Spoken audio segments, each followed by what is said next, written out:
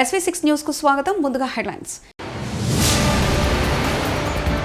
ఇండియాలో ఎంట్రీ తప్పితే ఎగ్జిట్ లేని ఈ ద్వీపం గురించి తెలుసా?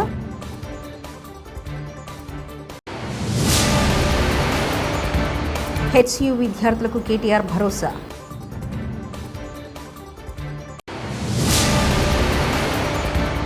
రెడ్ బుల్ దెబ్బకి ఒకరికి గుండెపోటు, మరొకరికి చేయి విరగొట్టుకున్నారు నారా లోకేష్. తాగునీరు ఇవ్వండని అడిగిన మహిళల్ని రోడ్డుపై నిలబెట్టి మరీ అవమానించిన మంత్రి సంధ్యారాణి. సెంటినల్ ద్వీపం 2018 వరకు చాలామంది ప్రజలకు దీని గురించి తెలియదు. కానీ అమెరికాకు చెందిన మతబోధకుడు జాన్ అలోన్చో అనే వ్యక్తి సెంటినల్ ద్వీపానికి వెళ్ళి అక్కడ ప్రజలకు మతబోధ చేయాలని భావించాడు. అయితే అనూహ్య రీతిలో సెంటినల్ తెగ చేతిలో దారుణ హత్యకు గురయ్యారు. ఈ ఘటనతో సెంటినల్ ద్వీపం గురించి వెలుగులోకి వచ్చింది. ప్రపంచానికి దూరంగా ఉండే ఈ ద్వీపం, ఇక్కడ నివసించే జనాల గురించి ప్రతి ఒక్కరికి తెలిసిందే. ఈ క్రమంలో తాజాగా మరోసారి ఈ సెంటినల్ ద్వీపం వార్తల్లోకి ఎక్కింది. న్యాయమూర్తుల ఆస్తుల వివరాలకు సంబంధించి కీలక నిర్ణయం వెలువడింది. ఫుల్ కోర్టు సమావేశంలో ఆస్తుల వివరాల వెల్లడికి న్యాయమూర్తులు ఏకగ్రీవంగా అంగీకారం తెలిపారు. ప్రతి ఏడాది క్రమంగా తమ ఆస్తుల వివరాలు భారత ప్రధాన న్యాయమూర్తికి వెల్లడించడానికి న్యాయమూర్తులు అంగీకరించారు.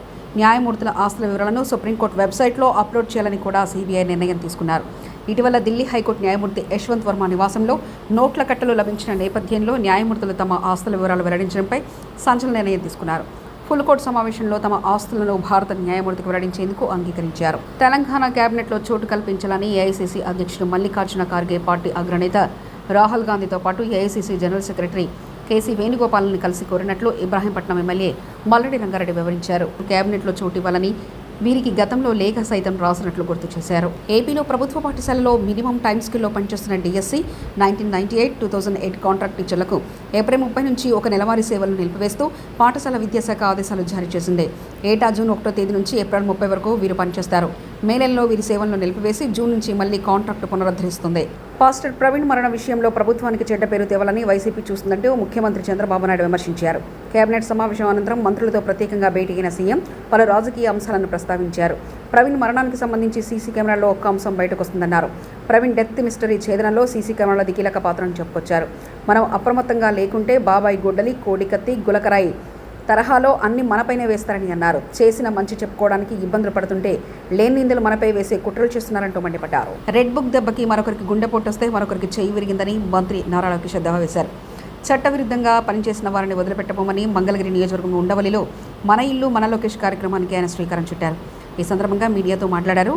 కుల, మత, ప్రాంత విద్వేషాలు రెచ్చగొట్టి రాజకీయ లబ్ధి పొందాలనేది వైకాపా లక్ష్యమని విమర్శించారు. నేను పదే పాదయాత్రలు కూడా చెప్పా, విజనరీకి ప్రిజనరీకి చాలా తేడా ఉంటుంది. విజనరీకి ముందు చూపు ఉంటుంది. ఆ ముందు చూపు ఏంటంటే ప్రపంచంలో రాబోయే మార్పులు ఏంటి, ఆ మార్పులకి మన పిల్లల్ని ఎట్లా తయారు చేయాలి, మన కుటుంబాలను ఎట్లా తయారు చేసి వాళ్ళకి అనుసంధానమై శాశ్వతంగా పేదరికం నుంచి బయటికి తీసుకొచ్చే లక్ష్యంలో పనిచేస్తుంది. ప్రజలందరూ ఒక విషయం గమనించాలి. 1994లో ఇట్లనే చాలా మంది కంప్యూటర్ అన్నం పెడుతుందా అని ఎగతాళి చేశారండి. ఈరోజు IT రంగంలో ఎంతమంది పనిచేస్తున్నారు హైదరాబాద్ లో చెప్పండి. హైదరాబాద్ లో మీరు చూస్తే ఒక ISB కానివ్వండి, IT కానివ్వండి, జినోమ్ వ్యాలీ కానివ్వండి, శంషాబాద్ ఎయిర్పోర్ట్ కానివ్వండి, ఔటర్ రింగ్ రోడ్ కానివ్వండి, ఇవన్నీ ఎవరండి రూపకర్త? చంద్రబాబు నాయుడు. ఒక విజన్ తో ఏం చేశారు. ఇప్పుడు అదే విధంగా విభజించబడిన ఆంధ్ర రాష్ట్రాన్ని కూడా అభివృద్ధి చేయాలి, అభివృద్ధి వికేంద్రీకరణ జరగాలి, పరిపాలన ఒకే దగ్గర ఉండాలి లక్ష్యంతో మనం పనిచేస్తున్నాం. ప్రపంచంలో అనేక మార్పులు వస్తున్నాయి. ప్రజల్ని ఇల్లు అనుసంధానం చేయాలి. అసలు నిరుపేదరికంలో ఎంతమంది ఉన్నారు, వాళ్ళందరినీ నిరుపేదరికం నుంచి బయటకు ఎట్ట తీసుకురావాలి, దానికి అందరు భాగస్వామ్యం అవ్వాలి.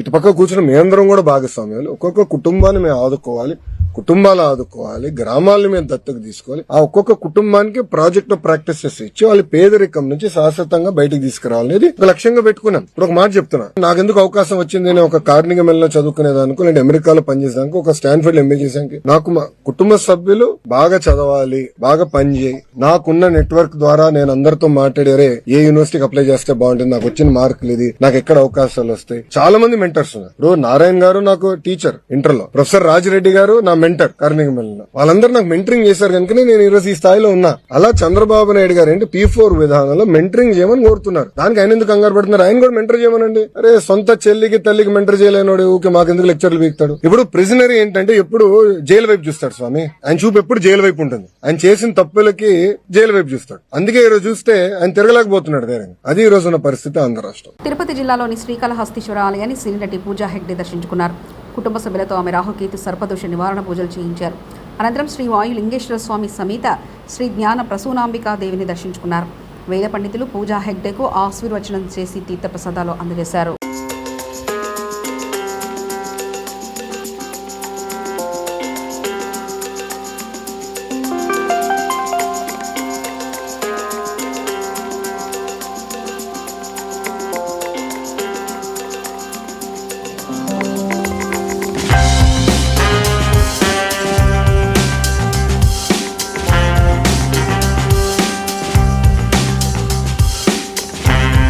తెలంగాణ రాష్ట్రంలో బీఆర్ఎస్ పార్టీ హరిత విప్లవాన్ని సృష్టించింది. పర్యావరణ విషయంలో అనేక జాతీయ అంతర్జాతీయ అవార్డులు తెలంగాణకు వచ్చాయంటే అది బీఆర్ఎస్ వల్లనే. మాకు పర్యావరణం గురించి ఎవరో నీతులు చెప్పాల్సిన అవసరం లేదు. హెచ్సియు పిల్లలను గుంటనక్కలంటారా? ఆ పిల్లల్ని మిమ్మల్ని పందికొక్కులు అంటున్నారు. హెచ్సియు భూములు ప్రభుత్వ భూములు అయితే రేవంత్ రెడ్డి దొంగలాగా రాత్రిపూట ఎందుకు పంపుతున్నాడు? శనివారం, ఆదివారం, ఉగాది, రంజాన్ పండుగల కోట్ల సెలవులు చూసుకొని వందల బుల్డోజర్లను పంపారంటూ కేటీఆర్ వ్యాఖ్యానించారు. జాతీయ అంతర్జాతీయ media green revolution mission Kakatiya అనండి, హరితహారం లాంటి కార్యక్రమం నుండి దానివల్ల అద్భుతాలు సృష్టించిన తెలంగాణ అని చెప్పి మరి ఆనాడు జాతీయ అంతర్జాతీయ సంస్థలు రాశాయి. ఇది మీ ప్రభుత్వ రిపోర్టే, మాది కాదు. 7.7% గ్రీన్ కవర్ పెరిగింది కేసీఆర్ గారి ప్రభుత్వంలో అని చెప్పి ఫారెస్ట్ సర్వే ఆఫ్ ఇండియా ఇచ్చిన రిపోర్టు మీ MCRHRD వెబ్సైట్లో ఉంది. ముఖ్యమంత్రి గారు కావాలంటే చూసుకోవచ్చు. 270 కోట్ల మొక్కలు నాటి హరిత విప్లవాన్ని సృష్టించిన ప్రభుత్వం మాది. హైదరాబాద్, కొరియాలో జరిగిన ఒక అంతర్జాతీయ ఈవెంట్లో ప్యారిస్ని, బొగోటాని, మెహికోని వీటన్నిటిని కాదని ఆనాడు అంతర్జాతీయ అవార్డు గెలుచుకున్న సందర్భంగా జాతీయ పత్రికల్లో వచ్చిన వార్తలు. జాతీయ స్థాయిలో forest survey of India Telangana ranks first in the nation in environment conservation forest cover. ఇది మా ట్రాక్ రికార్డ్, ఇది మేము సాధించిన విజయాలు. ఇక మళ్ళీ అదే మాట మళ్ళొకసారి, హరితహారం వల్ల మేము HMDAలో చేసిన ఎఫర్ట్స్ వల్ల గ్రీన్ సిటీ అవార్డు వచ్చిన విషయం. అదే మాదిరిగా ఇక ఇది డేటా. ఒక 10 ఏళ్లలో భారతదేశంలో ఏ నగరంలో గ్రీన్ కవర్ పెరిగింది అంటే మెట్రోస్లో. ఇది data, times of India report. ఇది డేటా చూడండి. బొంబాయి, ఢిల్లీ, చెన్నై, అదేవిధంగా కోల్కతా, బెంగళూరు, హైదరాబాద్ ఇవన్నిటిని కలిపి చూస్తే హైదరాబాద్లో అత్యధికంగా గ్రీన్ కవర్ పెంచింది తెలంగాణ ప్రభుత్వం. వాగ్ బిల్లుపై వైసీపీది మోసపూరిత విధానం. ఎమ్మెల్యే మహమ్మద్ నసీర్ అహ్మద్ మీడియా సమావేశం. ఎన్టీఆర్ భవన్ అమరావతి నుండి ప్రత్యక్ష ప్రసారం. తెలుగుదేశం పార్టీ ఆవిర్భావం నుండి చేస్తున్నటువంటి పరిస్థితులున్నాయి. స్వాతంత్ర భారతదేశంలో ఉమ్మడి ఆంధ్రప్రదేశ్లో కానీ, ప్రత్యేక ఆంధ్రప్రదేశ్లో కానీ ముస్లింల అభివృద్ధి కోసం బాటలు ఏర్పాటు చేసినటువంటి నాయకుడు చంద్రబాబు నాయుడు గారు, పార్టీ తెలుగుదేశం పార్టీ. ఈరోజు వక్ఫ్ చట్ట సవరణ బిల్లును ప్రతిపాదిస్తూ కేంద్ర ప్రభుత్వం ప్రవేశపెట్టినటువంటి బిల్లులో ఉన్నటువంటి అభ్యంతరాలను నిర్మోహమాటంగా జాయింట్ పార్లమెంట్ యాక్షన్ కమిటీకి సిఫార్సు చేయాల్సినటువంటి బాధ్యతను ఈరోజు తెలుగుదేశం పార్టీ దేశంలో ఏ పార్టీ చేయనటువంటి విధంగా తన భుజస్కంధాల మీద తీసుకొని క్రియాశీలకంగా పనిచేసినటువంటి పరిస్థితులను ఈరోజు ముస్లిం ప్రజలు ఒక్కసారి ఆలోచించాలని చెప్పి కూడా కోరుతా ఉన్నా. ఎందుకంటే ఈరోజు మనందరం కూడా చూస్తూ ఉన్నాం, గతంలో ముస్లింల పక్షపాతి. త్రాగునీరు ఇవ్వండి అని అడిగిన మహిళల్ని రోడ్డుపై నిలబెట్టి మరీ అవమానించారు మంత్రి సంధ్యారాణి. పార్వతీపురం మాన్యం జిల్లా పాచిపెంట మండలం గురువినాయుడుపేట పంచాయతీలో తీవ్రంగా నీటి సమస్య. 5 నెలలుగా పంచాయతీ సెక్రటరీకి సమస్య చెప్పుకున్నా పట్టించుకోలేదని మంత్రికి చెప్పిన మహిళలు, అయితే వెళ్లి సెక్రటరీని అడగండి అంటూ మంత్రి వెటకారం. పేద మహిళల కష్టాలు మీకు ఎగతాళి అయిపోయాయంటూ వ్యాఖ్యానించారు. మీకు నీళ్లు కావాలంటే నాకు చెప్పండి. మీరే కొండల మీద లేరు, ఎక్కడ లేరు, ప్లెయిన్ ఏరియాలో ఉన్నారు.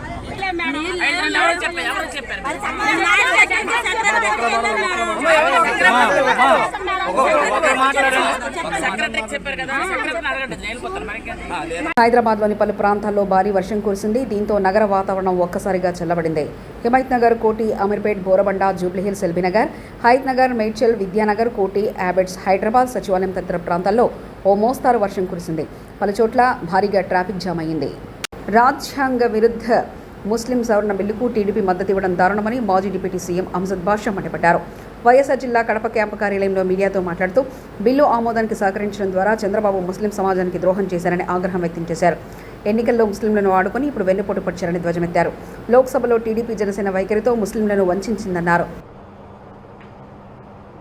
మన భారతదేశ ప్రధాని కానివ్వండి, మరి చట్టసభల్లో ఉన్న ప్రతి ఒక్కరు కూడా మరి ఆ రాజ్యాంగం పైన ప్రమాణం చేసి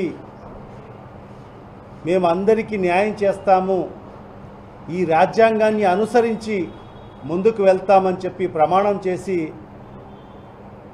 ఈరోజు రాజకీయ పదవుల్లో మరి ప్రధానమంత్రి అయితేమి, మంత్రులు అయితేమి, కేంద్ర మంత్రులు అయితేమి, మరి పార్లమెంట్ సభ్యులు అయితేమి అందరు కూడా బాబాసాహెబ్ గారు రచించిన రాజ్యాంగం పైన ప్రమాణం చేసి మరి వాళ్ళందరూ కూడా తమ తమ పదవులు అనుభవిస్తూ ఉన్నారు. మరి అలాంటి బాబాసాహెబ్ అంబేద్కర్ గారు రచించిన రాజ్యాంగంలో ఇండియాలో ఎంట్రీ తప్పితే ఎగ్జిట్ లేని ఈ ద్వీపం గురించి తెలుసా?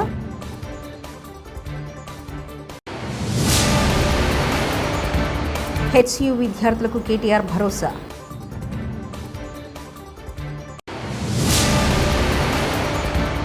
రెడ్ బుల్ దెబ్బకి ఒకరికి గుండెపోటు, మరొకరికి చేయి విరగొట్టుకున్నారు నారా లోకేష్.